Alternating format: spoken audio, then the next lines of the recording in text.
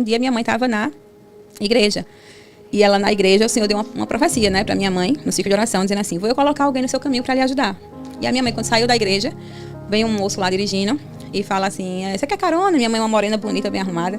Aí ela fala: não, eu sou cristã, não quero essas coisas não. Aí o diabo, que se assenta nas regiões celestiais, a mesma palavra que Deus liberou na igreja, dizendo que ia botar alguém no caminho da minha mãe para ajudar ela, usou a mesma fala: deixe eu cuidar de você. Eu quero cuidar de você. E a minha mãe logo aceitou aquela pessoa cuidar dela.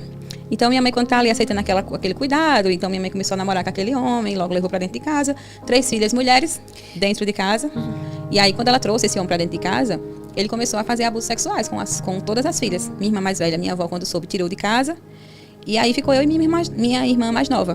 Minha irmã mais nova, ela tinha 5 anos de idade na época. Eu tinha 7 anos e meio de idade, quando tudo começou. E aí, quando começou, era de uma forma assim terrível, amiga. Porque era todo tipo de sexo, da pior forma possível. Muitas vezes minha mãe via, e aí ele falava assim: não quero você, eu quero ela. Só que ele tinha um poder eclesiástico muito grande. Naquela época, quem tinha carro, quem tinha celular, quem tinha, né, tinha uma força. Ele morava no centro da cidade de Garanhuns. Lá tem um ponto turístico chamado Castelo de João Capão. Então você vê, ele tinha ponto na rodoviária, ele tinha um poder eclesiástico muito grande, esse homem. Sim. E aí ele começou a abusar sexualmente dentro da casa. Muitas vezes minha mãe, quando terminava o ato, ela dava o banho de assento, que era água com vinagre, né, da época. Meu Deus, você tinha 7 anos de idade. Eu tinha 7 anos de idade, quando tudo começou. 7 anos de idade. Então, quando eu via ele chamar minha irmã por quarto, por exemplo, eu ficava desesperada. O maior desespero da minha vida era quando ele chamava a minha irmã para o quarto. E ele falava: venha fazer uma massagem. Aquela massagem a gente já sabia o que era. E essas massagens, sempre que tinha massagem, acontecia os abusos. E era da pior maneira possível. Era oral, era de todas as formas. Meu Deus. E quando a gente não queria, né? Minha mãe engravidou dele, ela ia fazer pré-natal, por exemplo, era a pior época. Porque ele tinha uma arma. E ele colocava a bala dentro da arma e girava assim, né? É roleta russa, né, que fala? É, tipo, se você não fizer pra agradar o gostoso, aí eu vou puxar. Quantas vezes, amiga, a bala picotou?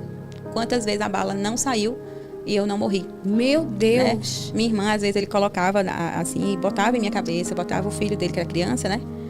Se você não fizer, ele vai puxar e vai matar ela. E nunca saiu a bala, nem pra mim e nem pra ela. E eu tinha muita revolta, porque aquilo foi entrando uma revolta no meu coração. Ser crente, aí você começa a ser criança, né? Vai crescendo naquele ambiente. E eu comecei a me questionar: onde é que está Deus quando essas coisas ruins acontecem? E vocês iam pra igreja? Ia pro ciclo de oração infantil, ciclo de oração de adulto, você nunca tentou se comunicar com nenhuma tia lá na igreja? A gente tinha muito medo, né, de falar, porque ele ameaçava. Mas aí teve um tempo que as discussões foram crescendo dentro de casa e a minha mãe expulsou a gente de casa. Eu, de 8 para 9 anos, andei pra casa de minha avó. E aí, eu fui pra casa de minha avó, no caminho as sacolinhas se rasgaram e a gente fez uma trouxinha de roupa, foi a pé do centro de Garanhuns até o Idiano, que era o lugar que a minha avó morava. Quando chegou na casa da minha avó, mais ou menos 1 hora e pouca de caminhada, né? Criança, acho que a gente levou em torno de quase 2 horas caminhando a pé, indo pra casa de minha avó. E aí, quando chegou lá, a gente criança, descanso, sossego. Na vida, às vezes, a gente tá feito Jonas, né? Chega aquela sombra, aí a gente acha assim: eu vou descansar. Não, porque a prova, amiga, ela não é contínua. Ela é assim, como as batidas do coração, em cima e embaixo. Porque Deus não prova além das forças. Se a prova fosse o tempo inteiro lá em cima, ninguém aguentava. Às vezes Deus diz assim: não, respira de novo, respira. De fato. E aí ela, quando a gente ia pra casa de vovó, respirava, né? Aí chega na casa de vovó, acha que tá tudo bem. E aí minha avó, quando a gente contou o que estava acontecendo, porque a gente ficava muito assim, quando vinha um homem pra perto, a gente dava grito. Se chegasse um marido da tia, a gente, sabe, dava surto. Aí uma vez a gente brincando lá embaixo da coisa, aí eu briguei com a minha irmã, e aí a gente, criança, né? Aí tocou nesse assunto, aí minha avó escutou, e minha avó disse: como é, minha filha, ele tá fazendo o que com vocês? A gente foi contar pra vovó o que acontecia, chorando muito. E a minha avó chamou minha tia chamou o conselho tutelar, aí vai fazer os exames sexológicos, né? Levou para o Hospital Dom Moura. Dentro do Hospital Dom Moura, minha mãe chega, a gente tá lá fazendo exame.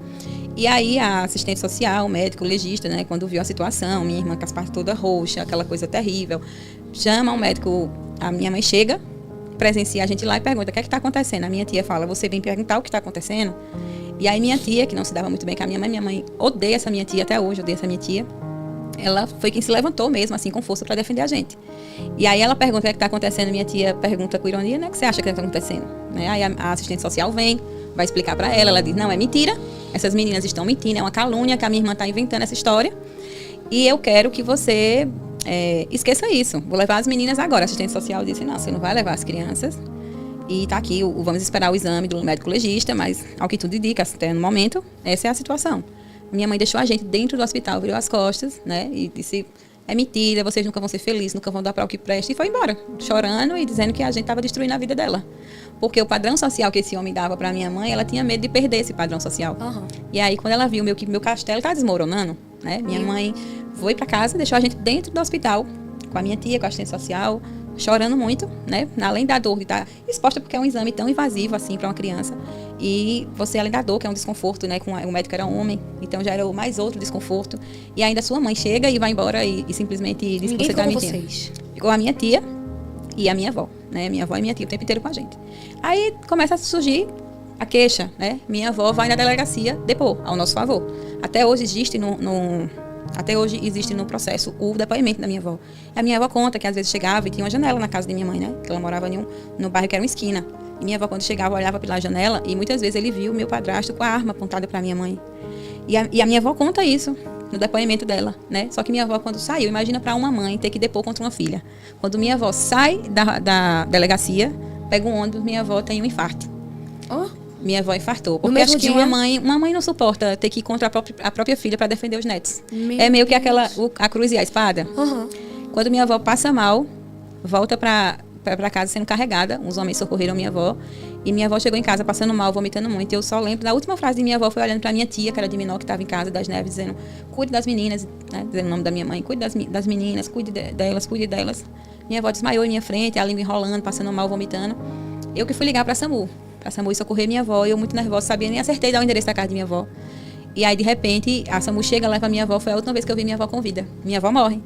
E aí é onde aumenta aquela raiva que eu já tinha. Eu era crente, cristã da igreja sempre. E eu já tinha aquela pergunta para Deus, né? Minha avó morre e a pergunta só aumenta. Senhor, onde é que o Senhor está? Que essas coisas ruins acontecem. Aí aquela sombra que veio para Jonas morreu, né? Secou aquela sombra que veio. E eu começava a questionar. E daí foi...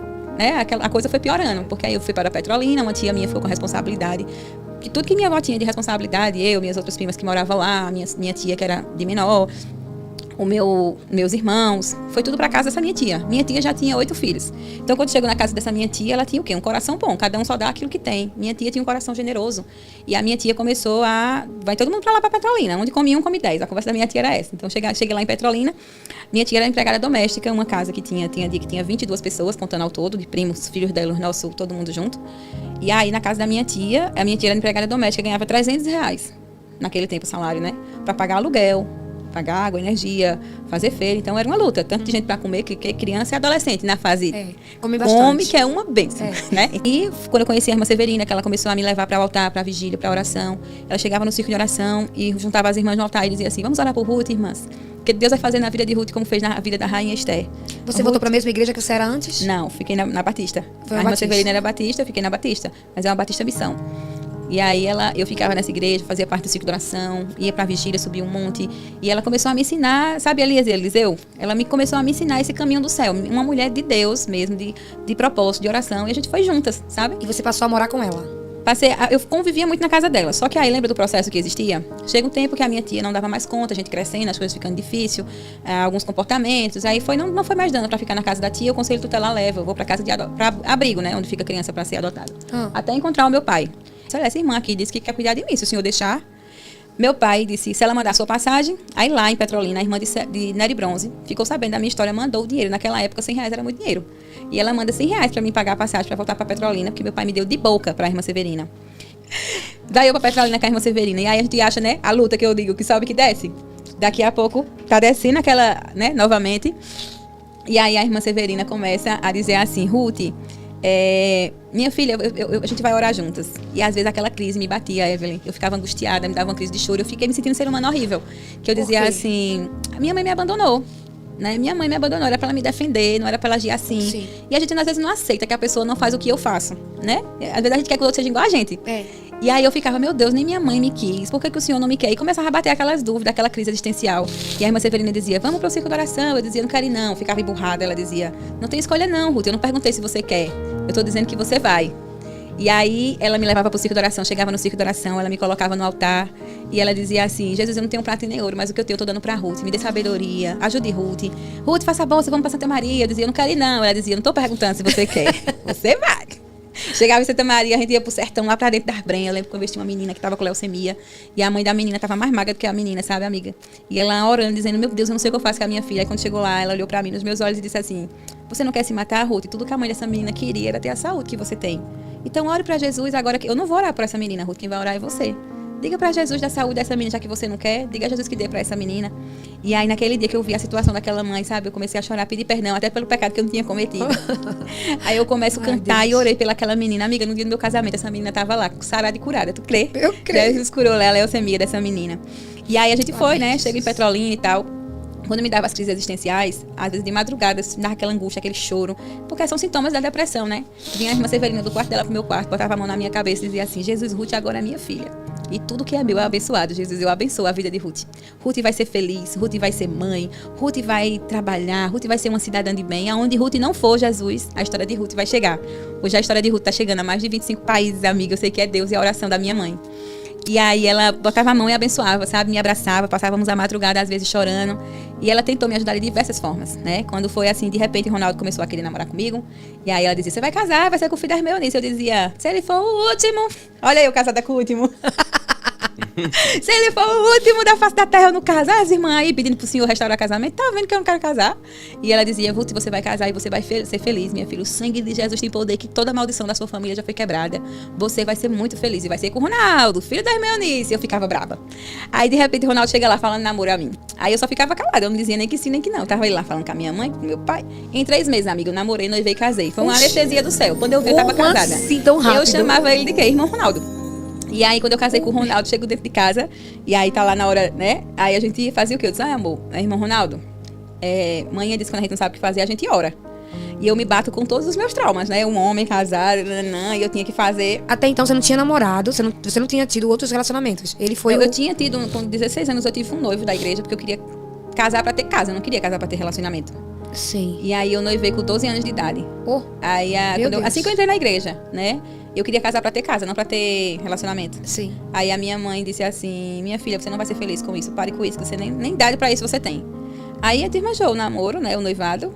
E aí eu fiquei um tempo sem namorar e depois namorei com o Ronaldo. O Ronaldo já chegou assim, olha, eu conheço Ruth já, é uma menina de Deus, é a única jovem da comissão, já sei que ela é uma menina de Deus, trabalhadeira, vende pamonha. Eu observo essa menina aí, essa daí que eu quero mesmo. E ele era mais velho? Tenho 5 anos mais velho que eu.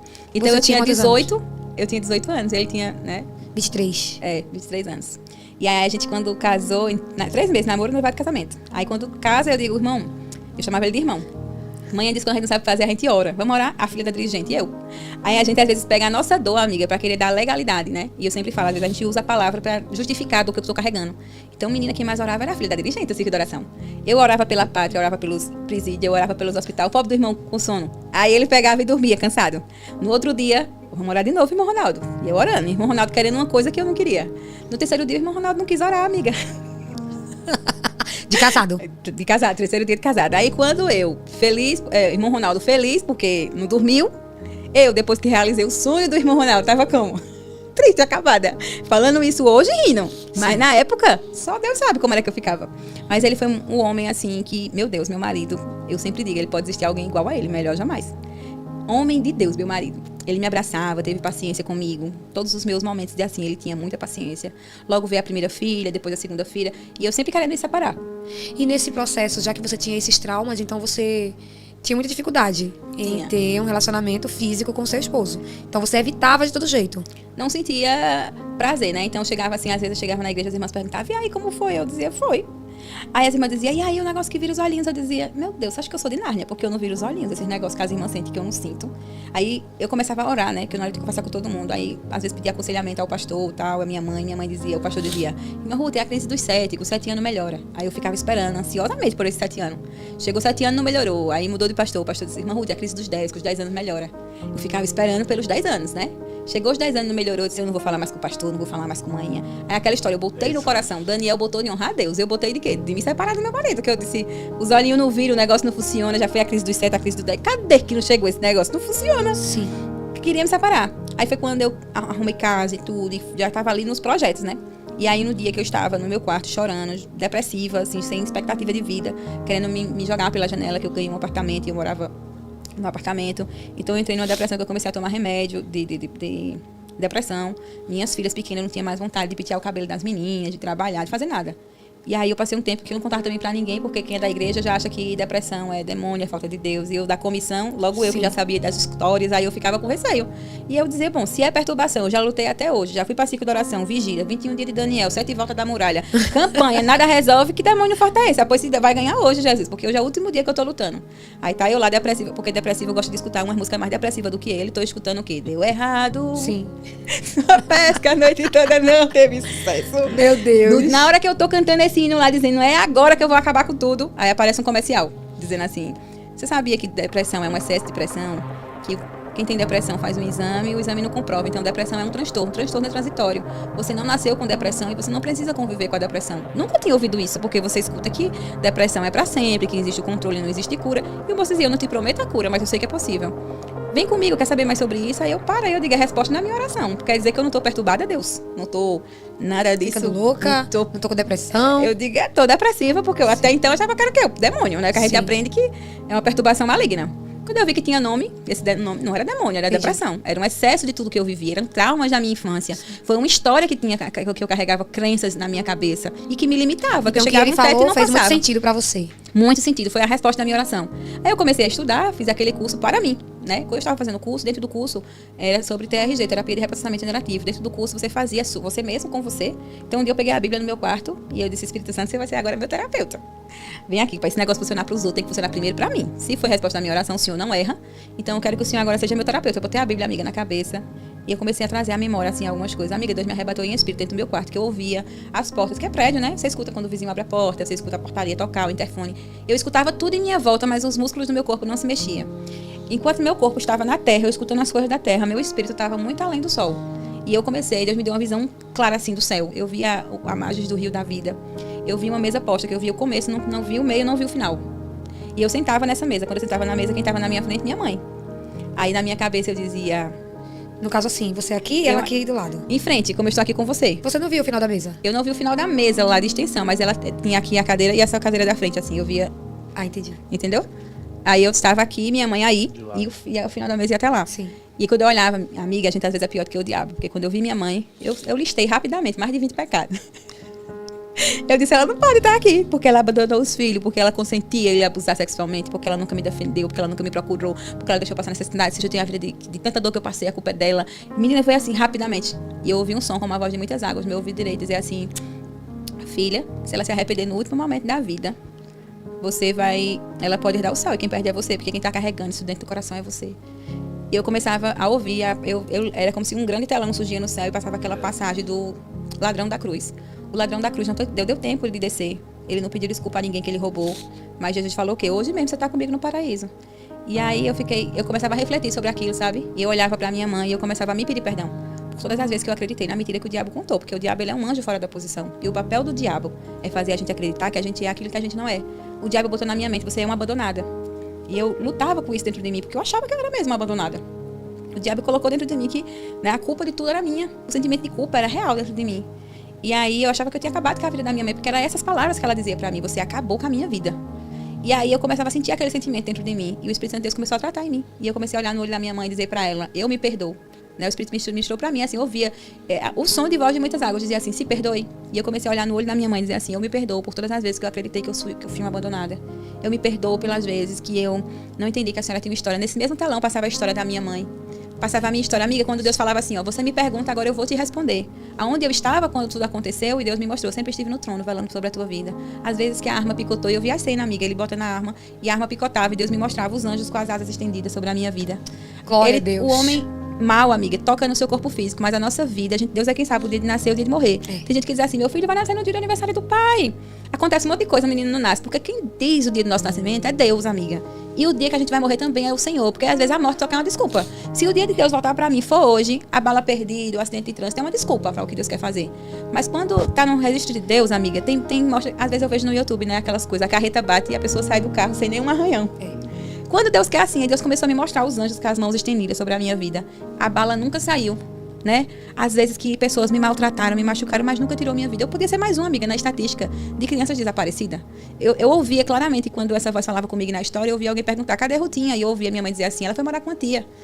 E era uma tia da família do pai, tá cuidando dela, né? Eu podia ser mais uma na estatística, mas Deus não permitiu, Deus não quis que fosse assim. Ele tinha pra mim uma história que eu não conhecia. E aí Deus me mostrava claramente a minha história por outra ótica, por outra perspectiva. E eu comecei a agradecer ao Senhor, né? E Deus foi me curando naquilo. E eu comecei, quando aquela cadeira passava, quem estava na cadeira era meu padrasto.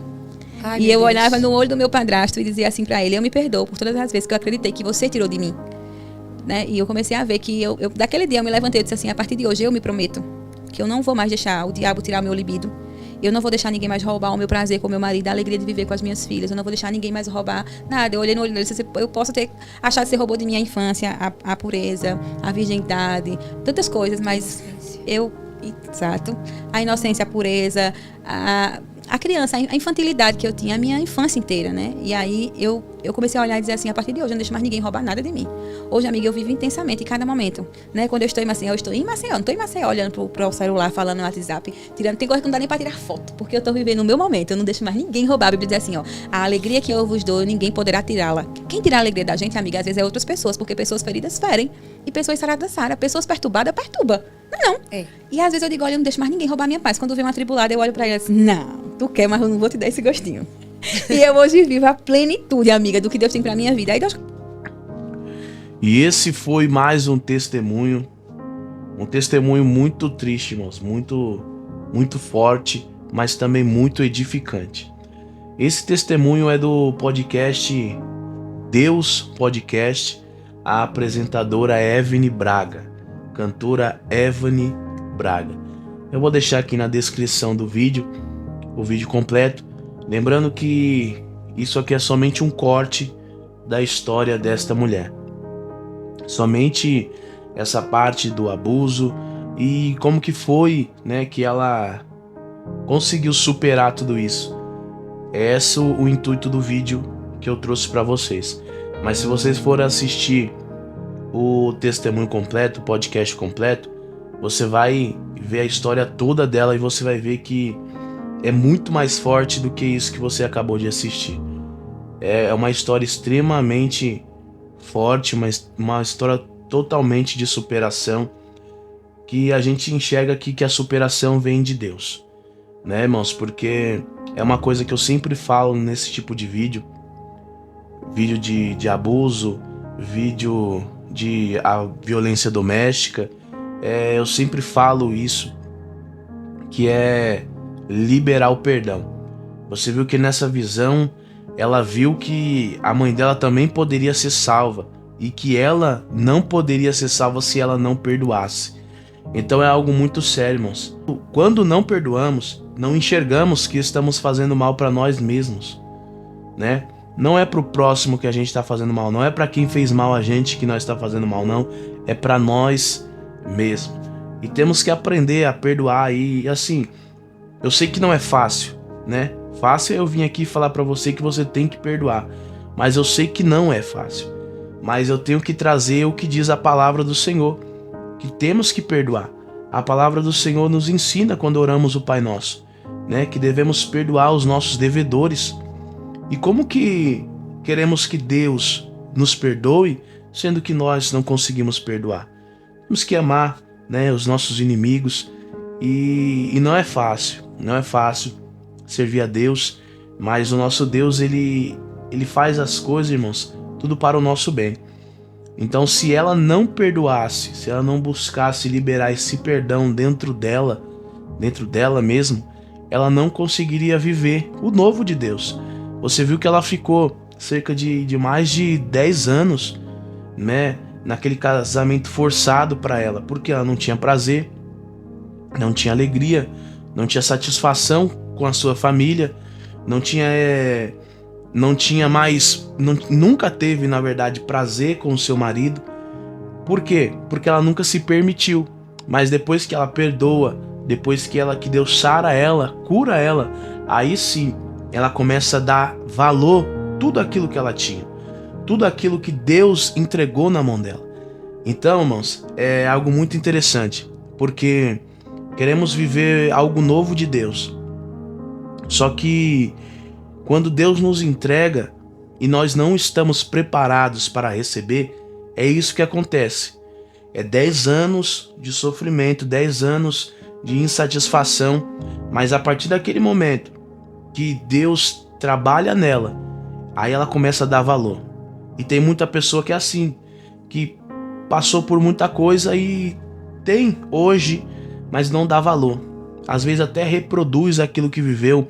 Pessoas que sofrem na infância reproduz aquilo que já viveu, por não ter essa satisfação, essa alegria, e até envolver uma depressão também, uma ansiedade, e tudo isso entra no meio e a pessoa não consegue ter uma vida saudável com a sua família. Mas o nosso Deus chegou na história, entrou na vida desta mulher, apesar, ó que interessante, ela sempre foi da igreja, ela sempre participava do ciclo de oração, então a vida toda dela estava na igreja, só que ela não tinha tido aquele encontro com Deus, ela conhecia só de ouvir, mas agora os olhos dela vê e contempla, e hoje você pode ver aqui que é uma mulher totalmente transformada, e você olha para ela e você nem imagina que ela já passou por tudo isso que ela já passou, que ela acabou de contar. Então, irmãos, vai lá, assista o vídeo completo, tá bom? No canal da Evelyn Braga, tá o testemunho completo dela, você vai entender a história, é uma história muito forte e é uma história também de superação. Então eu super indico você ir lá assistir, né? Não deixa de assistir esse testemunho que vai ser muito edificante para a sua vida.